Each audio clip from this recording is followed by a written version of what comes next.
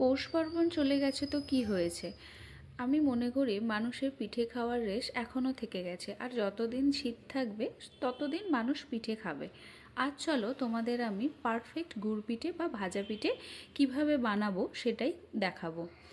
আচ্ছা, যেদিন তোমরা গুড় পিঠে বানাবে তার আগের দিনে চাল ভিজিয়ে রাখবে। চাল মানে যেই চালে তোমরা ভাত খাও, চালটা ভিজিয়ে রাখবে। সারা রাত চালটা ভেজানোর পরে পরের দিন সকালবেলা চালের জলটা ঝরিয়ে চালটা মিক্সি বা সিলে গুঁড়ো করে নেবে। এখানে একটা জিনিস মাথায় রাখবে, আগের থেকে তৈরি করা চাল গুঁড়ি বা দোকান থেকে কিনে আনা চাল গুঁড়ি হলে হবে না।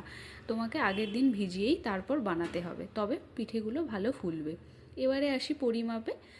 একটা কাপ নেবে, সেই কাপটার দুই কাপ চাল গুঁড়ি আর 1 কাপ ময়দা, একটু মৌরি ক্রাশ করে, একটু নুন, আর গুড়টা প্রথমেই বেশি দিয়ে দেবে না, অল্প অল্প করে গুড় মেশাতে থাকবে। একবার টেস্ট করে দেখবে, যদি দেখো যে মিষ্টিটা ঠিকঠাক আছে আর গুড় দেবে না।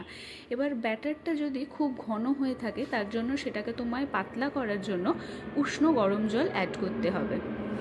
উষ্ণ গরম জল দিয়ে ব্যাটারটাকে না তো খুব পাতলা আর না তো খুব ঘন, একটা মিডিয়াম রাখবে। তারপর ব্যাটারটা বানানো হয়ে গেলে ওটাকে 1 ঘন্টা বা 1.5 ঘন্টা রেস্টে ছেড়ে দেবে। খামিটা যত পুরানো হবে তত দেখবে পিঠেগুলো ফুলবে আর সফট হবে। তারপর তোমরা কড়াই বসিয়ে 1 ঘন্টা বা 1.5 ঘন্টা পরে গ্যাসের মধ্যে কড়া বসিয়ে কড়াটা আগে হিট করবে। কড়াটা ভালো করে গরম হয়ে যাওয়ার পরে তারপর তেল দেবে।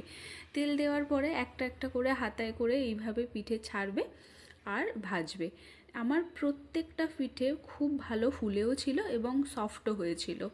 তো তোমরা এই পিঠেটাকে কি বলো আমাকে জানিও। আমি ছোটোবেলায় তো ভাজা পিঠে বলেই জানতাম।